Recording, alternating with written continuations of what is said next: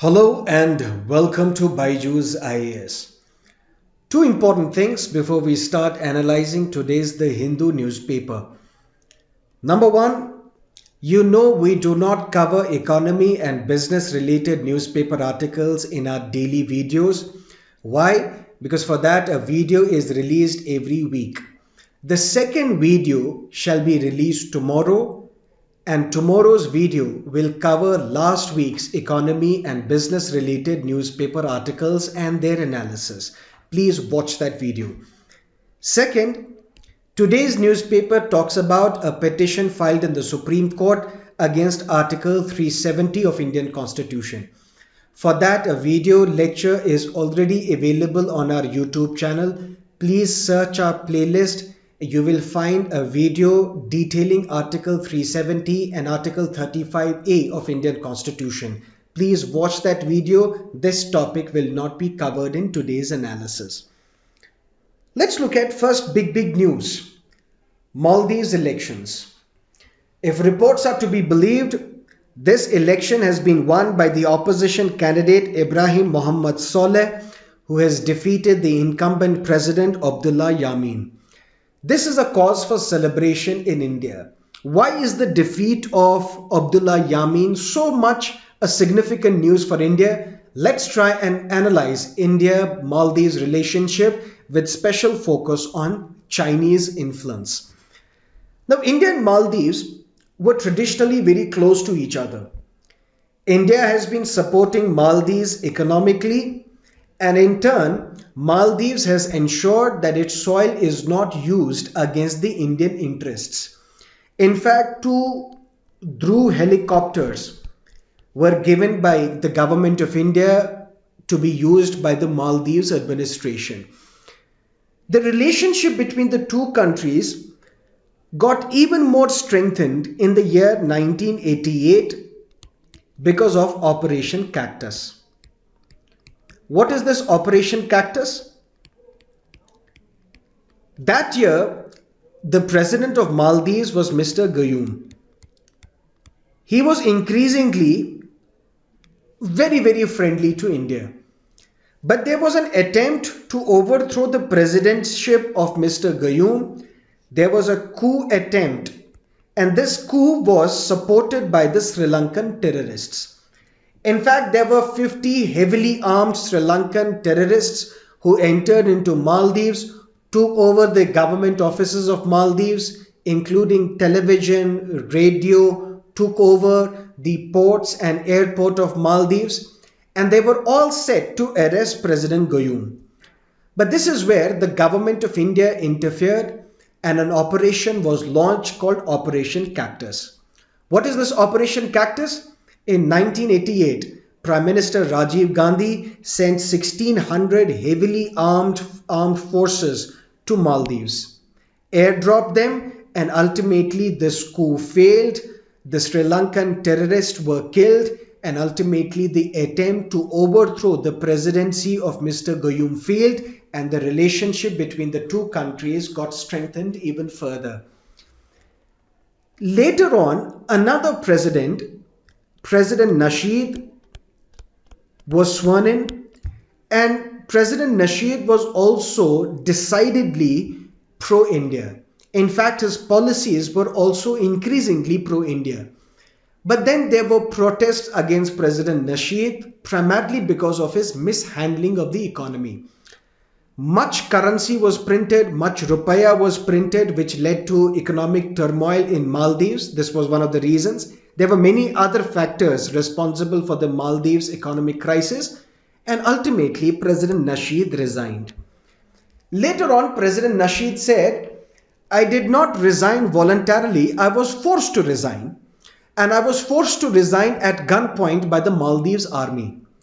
And to save himself from getting arrested by the army, Mr. Nasheed sought refuge in Indian embassy.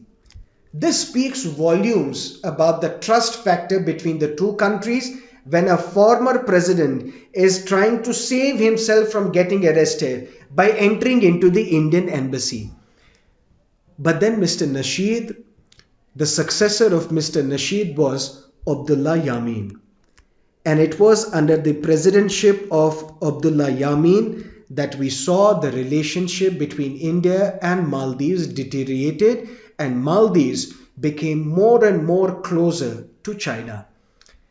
In fact, under the presidentship of Abdullah Yameen, China and Maldives signed its free trade agreement, and China became the second country after Pakistan with which Maldives has free trade agreement.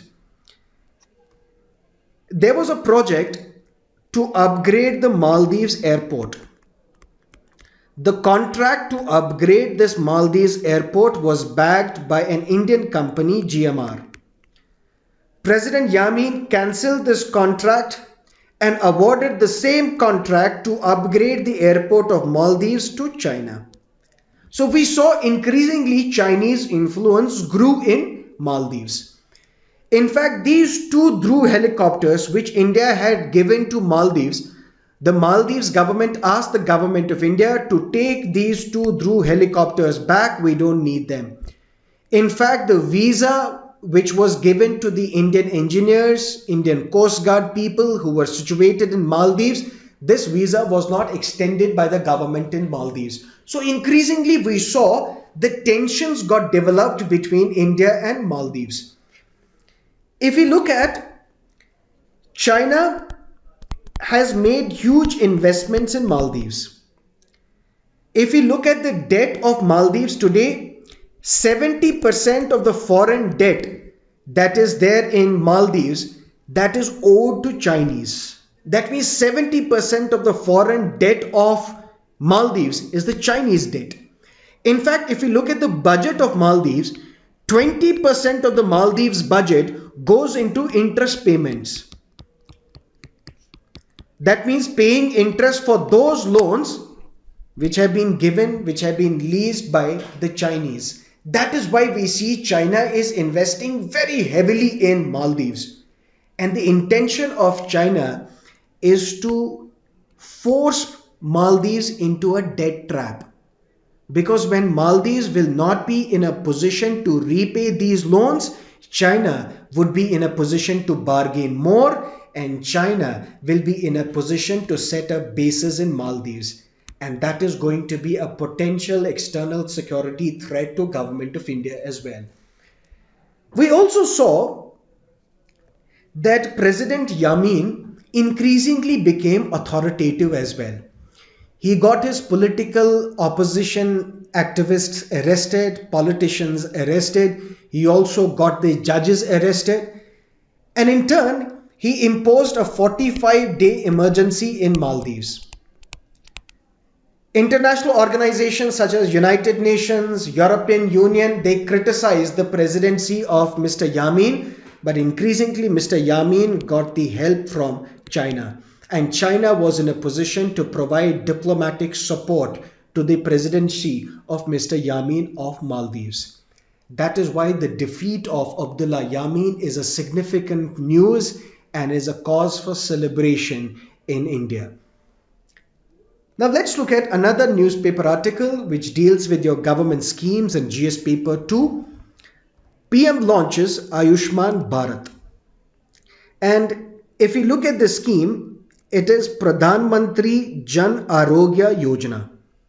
This Pradhan Mantri Jan Arogya Yojana has two pillars. Pillar number 1 is Ayushman Bharat. Pillar number 2 is National Health Protection Mission.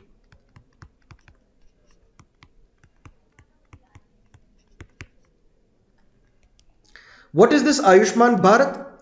Basically, the intention is that there are 1.5 lakh health centers in India. And these 1.5 health centers are to be upgraded, are to be converted into health and wellness centers. That means primarily upgraded in their infrastructure so that the first line of treatment is made available to the citizens of this country in their neighborhood, so that they don't have to go to a hospital or to a tertiary or secondary care hospital. They can directly access the first line of treatment in these health and wellness centers. The other pillar of this yojana is to provide health insurance cover of 5 lakh rupees per family. And how many people are expected to be benefited by this health insurance cover? Close to 500 million people will be benefited. These are the two important pillars of Pradhan Mantri Jan Arogya Yojana, which was launched by Prime Minister Modi from Ranchi in Jharkhand. But this program requires in-depth analysis.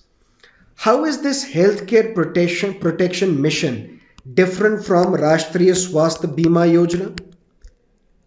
What is the money which is allocated to the upgradation of these 1.5 lakh healthcare centers? Whether the scheme will work or not? How can the scheme be compared to the National Health Service of United Kingdom? Whether the Mohalla clinics which have been started by Aam Aadmi Party in Delhi, they are a better program than the Ayushman Bharat. For that, a detailed video shall be released very soon, which will cover all the praises related to Ayushman Bharat, all the criticisms of Ayushman Bharat, and we will also analyze and also put forward some of the reforms that can be implemented. Now let's look at another important newspaper article which talks about women tests positive for Zika virus. What is the Zika virus? It's basically a disease, and this disease is caused by virus. So it's a viral disease. But how is this virus transmitted? This virus is transmitted primarily by Aedes mosquito or Aedes mosquitoes. One important fact regarding these Aedes mosquitoes are that they bite during the day. Very important statement for your prelims. Another important statement regarding these Aedes mosquito is that these are the same mosquitoes who are responsible for transmitting dengue, who are responsible for transmitting yellow fever, who are responsible for transmitting chikungunya. Very important fact. But this Zika virus, this causes infection even during the pregnancy as well. And the infection because of Zika virus can cause infants to be born with microcephaly. And what is this microcephaly?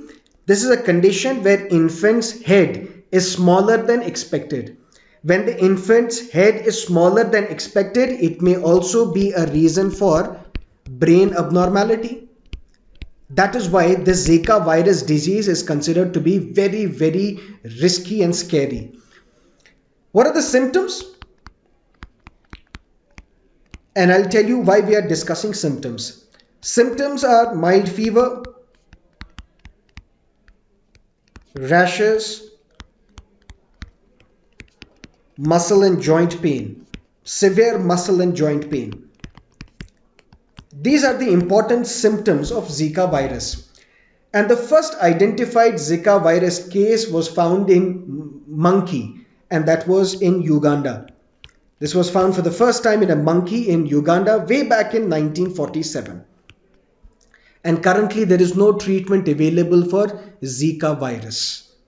And this Zika virus is also transmitted through sexual intercourse if one of the partner is suffering from Zika virus.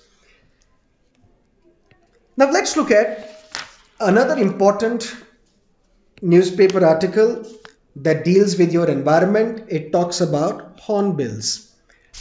What are these hornbills? Basically birds. And we call these hornbills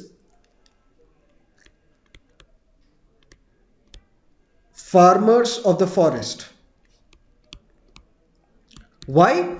Because they disperse the seeds of many tropical trees and keep the forests alive. That is why if the question comes, which of the following is considered farmers of the forest, we call them the Hornbills. And now there is an initiative called Hornbills Watch Initiative, which is an interactive web interface, a portal which allows you and me, whenever you see a hornbill, you can report that on this website. And that helps these scientists and researchers to keep a track of hornbills. But what are some facts that are required from the prelims point of view? There are some 9 hornbill species in India. And we will take a look at 2 important hornbill species. One which is pictured in this newspaper today, rufous-necked hornbill, and the other is the Great Indian Hornbill. These hornbills are largely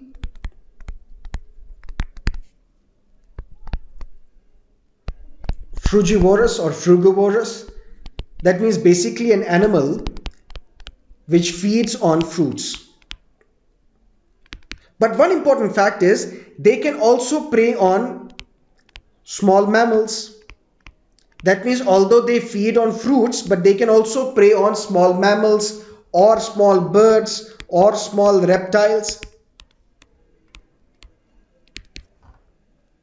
And if we look at this Great Indian Hornbill,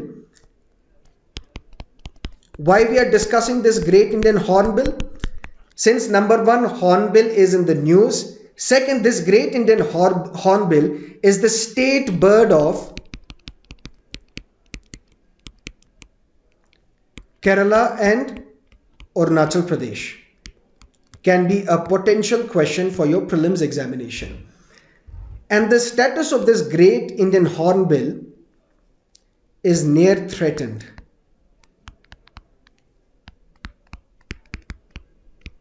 This is the IUCN status of the Great Indian Hornbill.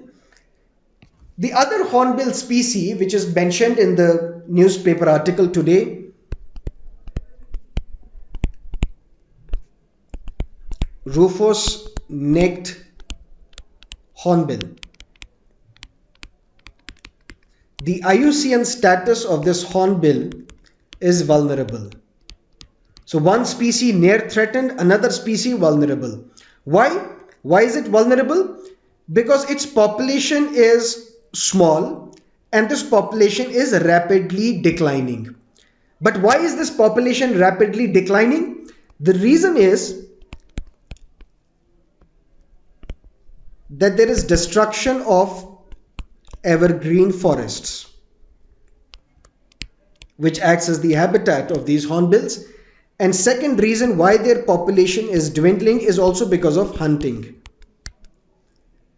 Where are these hornbills or this rufous-necked hornbill specifically? Where is it found? It's found in Bhutan, northeastern India, Myanmar, China, Laos, Thailand, Vietnam. But one very, very important statement for your prelims is that this rufous-necked hornbill, it has been declared extinct in Nepal. We are not talking about all the hornbills. We are talking about only one species of hornbill called rufous-necked hornbill. It has been declared extinct in Nepal. That's another very important statement that you require from the prelims point of view. There is one editorial and column that is required to be studied and analyzed today. It talks about the Ayushman Bharat. But all the positives, negatives, criticism and the way forward on Ayushman Bharat, we are coming up with an exclusive detailed video that will be more than an hour-long video that will cover everything related to Ayushman Bharat. So wait for that video. Don't read this newspaper article. You will understand this newspaper article better after watching that video. Now these were the only important newspaper articles from today's newspaper. Beyond that, you don't have to read the newspaper at all. So this video will be more than sufficient for your examination.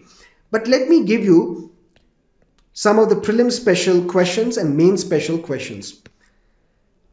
A person is suffering from few symptoms for the past 4 to 5 days, like fever, rashes, muscle and joint pain. Which of the following can be a possible reason or reasons? Is it chikungunya, dengue, Zika virus or yellow fever, or all of the above? The answer is C, only 1, 2 and 3. There are some doctors who are saying that yes, you can find fever as well as muscle joint as a symptom in yellow fever as well, but you won't see rashes to that extent. That is why if simultaneously a person is suffering from these symptoms, it can be a clear-cut case of chikungunya, dengue or Zika virus, but not necessarily yellow fever. So this is the question that I have derived from the newspaper article which talked about Zika virus. Second, which of the following is correctly matched? Because hornbills were in the news. Just to make a revision easier for you, I have matched them correctly. That means Great Indian Hornbill, the status is near threatened, Rufous, vulnerable, White-throated brown hornbill, near threatened, Oriental pied hornbill, least concern. Please try and remember these statements can be a very important and potential source for your questions. Third one, there is a demand that on Rafale deal we should have a joint parliamentary committee. Now, which of the following are correct regarding the JPC? A joint parliamentary committee is an ad hoc body. Yes, as and when Parliament feels it fit, it can create a joint parliamentary committee which will have members from both Lok Sabha as well as Rajya Sabha. So JPC is different from a select committee, because in select committee you have members from that specific house which created it. That means select committee of Rajya Sabha, select committee of Lok Sabha. But in joint parliamentary committee, you have members from both Lok Sabha as well as Rajya Sabha. And it is set up for a specific object and duration. Yes, joint committees are set up by a motion passed in one house and agreed to by the other house. Correct. No JPC has ever been constituted. It is wrong. The first JPC was constituted during the time of the Bofors scam. And incidentally, both Bofors as well as Rafale are in the news. And day before yesterday, we covered everything that you need to know regarding the Rafale deal. Please watch that video lecture. And we have seen JPC constituted when there was a stock market scam. We have seen JPC constituted when there was pesticide used in soft drinks. We have seen JPC constituted on the 2G scam as well. So JPCs have been constituted before as well. Now let's look at few mains based questions. You can answer them in less than 200 words. But how? Please drop in your comments below this video. We will get them analyzed. We'll give you the feedback. But if you write more and more answers, others can also evaluate your answers. So I would suggest that you evaluate the answers of each other, and ultimately your answer writing skills will also automatically be improved. Two mains based questions. Instead of focusing on insurance, India should learn from UK's public healthcare model. Comment. Because under the Ayushman Bharat or the National Health Protection Scheme, we go for the insurance model. Because all these individuals who will come under the scheme, they will be insured. When they will be insured, that means premium will have to be paid. This premium will be paid by the government. But what will be the price of this premium? How many illnesses can be covered? That means there are two problems with insurance model. Number one is adverse selection. That means normally what happens in insurance models, if I am suffering from an illness, I will register myself in an insurance plan. But those who do not have the history of illnesses, they will not register themselves. Ultimately, the premium cost will increase because you are providing insurance cover to individuals who already suffer from illnesses. That means the premium cost will increase. Second, there is a moral hazard. What is the moral hazard? Insurance companies, since they will be given money by the government, ultimately insurance companies will pay money to the hospitals. So what hospitals do, they normally treat you more than you require. That means an additional test is prescribed, additional surgery is carried out, because ultimately the cost increases. Hospitals will get more money from the insurance companies. Insurance company will get a better premium from the government. Instead, we should follow UK's healthcare model, because in UK's healthcare model there is no insurance. Why there is no insurance? Because this UK's public healthcare model is funded entirely by the government. And who pays for that? Not the insurance companies, but the taxpayers. And everybody is registered in this public healthcare model. That means the problem of adverse selection is taken care of. The problem of moral hazard is taken care of. How moral hazard is taken care of? Because hospitals will not get more money based on more number of surgeries that they perform. They will not get more money based on more number of patients that they treat, because they will get a specified amount of money that is provided by the government, and this will be fixed. That is why this model is working.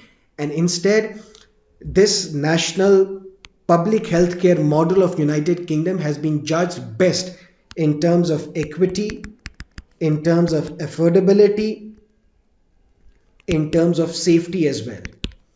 So that is one thing that you need to understand. Second, Maldives has emerged as the latest theatre of the geopolitical tussle between India and China.